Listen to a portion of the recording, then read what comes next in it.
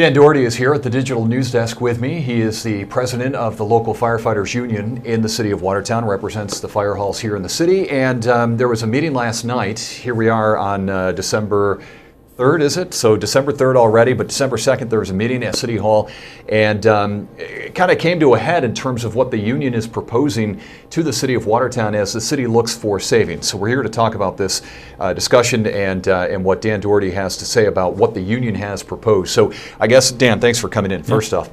Secondly, the reason that you're doing this is because the union contract is coming up in July, and this would be written into a new contract. Is this part of negotiations? So it's not part of negotiations. It's not, okay. This would have been a memorandum of agreement, so it would have been a sidebar agreement that later could be incorporated into the contract, but is wholly separate. So this is then preempted or prompted by the fact that the city is looking to save money in 2025.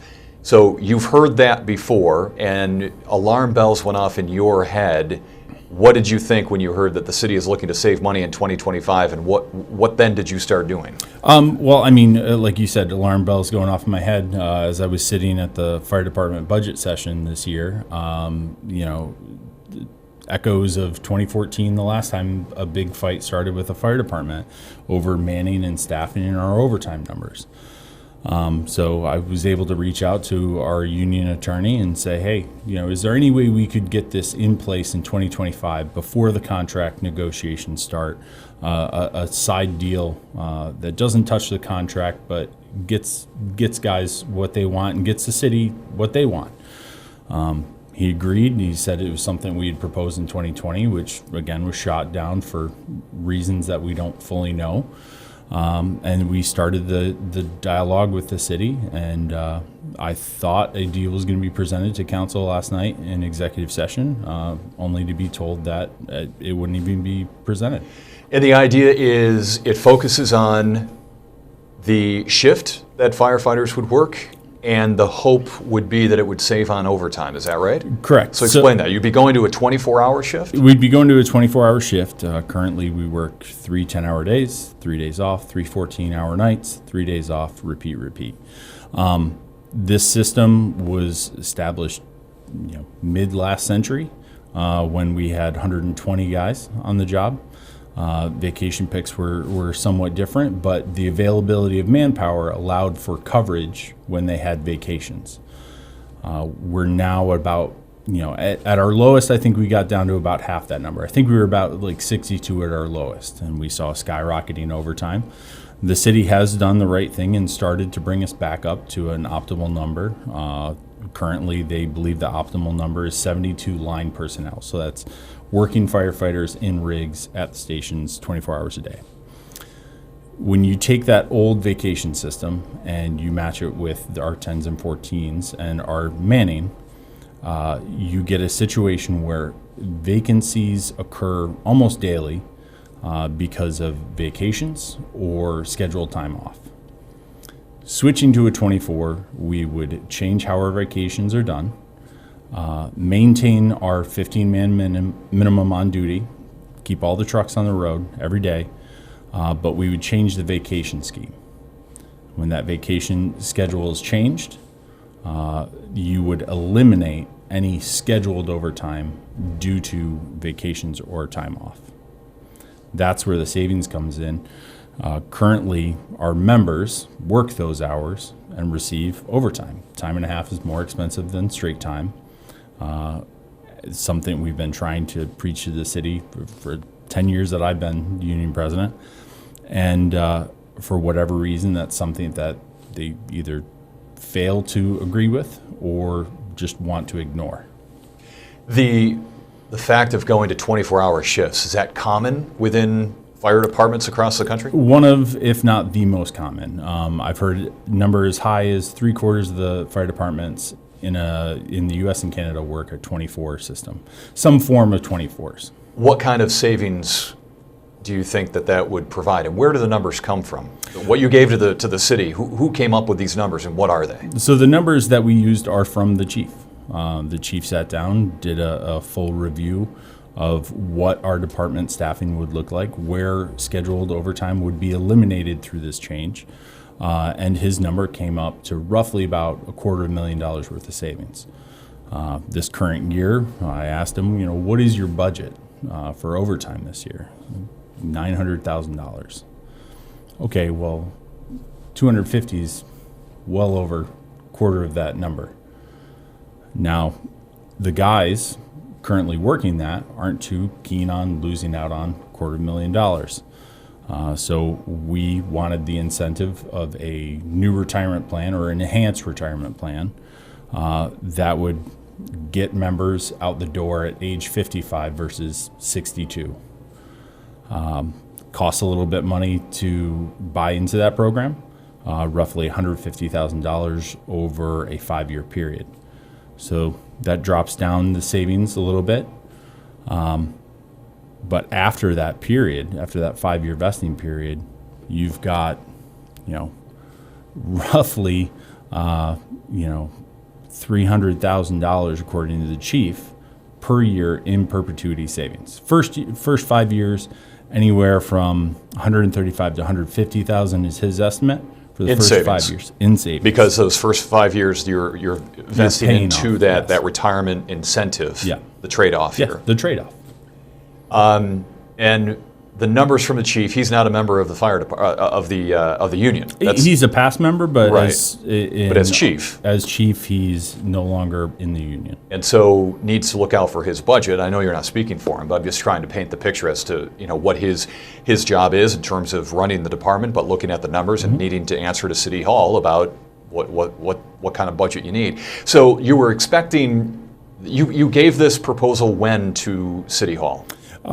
So in person at our last meeting last Tuesday, a formal written proposal over the weekend, and I was told it was going to be presented to council at executive session at Monday's meeting. Originally, we had asked that we got to present it to council either through a work session or we could come into executive session and answer any questions they have about it. Kind of clear the air and say, hey, if you've got questions, we've got answers for why we should do this. That originally was rejected. We were told, hey, it'll go to executive session. Okay, fine. That at least it'll get in front of council. Yesterday morning, I was told it wouldn't even get that chance. So last night, I more wanted answers why it wouldn't even be presented to council. So you were told it would be presented to council at executive session last night, but yesterday morning you were told it's not even going to reach that point, and the city's not interested in the product that you gave them? Correct. And you have no really idea as to why. Are there any downfalls that you see to the 24-hour shift? Do you see anything from the city side to say, oh, okay, maybe they're worried about this? I don't. We've been told, we're just too far apart on this. Six-figure savings to benefit the city. I don't understand why we're far apart on that. Have you had any conversations with council members today? No. You didn't bring it up to them to say, hey, this was supposed to come to you, we want to do this again? I haven't talked to any of them today. I was a little disappointed last night that, it didn't even get a mention. And essentially last night you brought it to their attention that you were expecting it to go to executive session, but no council members reached out to you to say, hey, what was this all about? No. What is your thought going into 2025 then, in terms of the city, running some pretty tough numbers for its budget, and it comes to public safety, as we've learned from many other budgets around the state, but here in the North Country in Ogdensburg, public safety makes up a big part of budgets. So you're going into 2025, the city needs to save money. You've presented an idea, you've been rejected. We don't know why on the city side yet.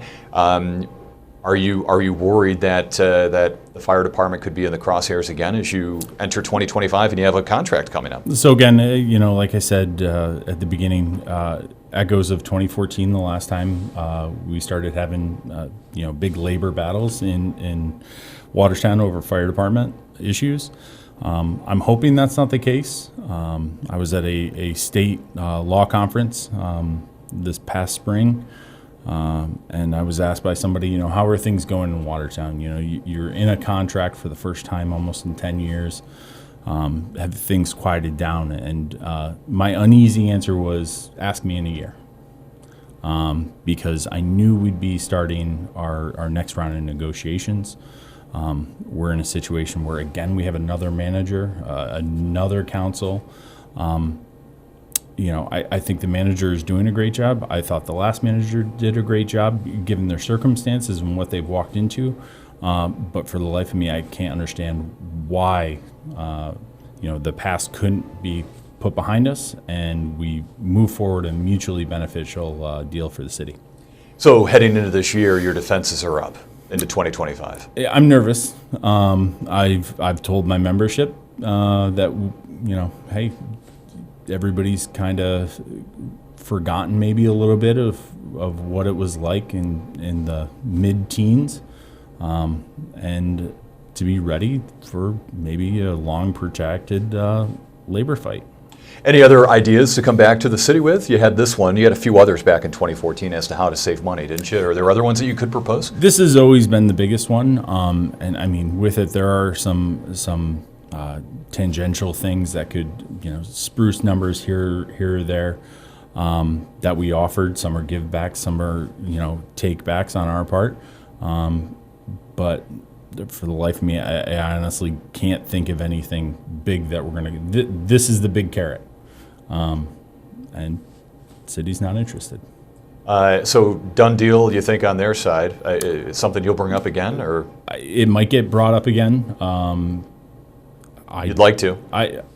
I'm sure that for quality of life, it would definitely be an improvement for our guys.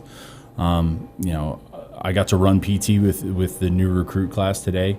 Some younger guys in there, but on average, we're a very old department, and there's a huge hiring gap between those years of about 2015 to about 2022. If you have people that retire sooner and you hire newer people, aren't they on a lower pay scale? They are on a lower pay scale, and they're in a different retirement system. They'd be in the contributory phase, so they would be contributing towards their retirement, whereas the majority of guys currently don't or have very minimal contribution. But if you change to the new retirement system and being able to be out at 55, that would be for anyone, right? Anyone coming into that department, not just the ones that are in now, yes. right? Okay. Yeah. Okay. Yeah. All right, Dan. Interesting conversation. Appreciate the time. Yeah. And thanks for explaining it. Yeah. No problem.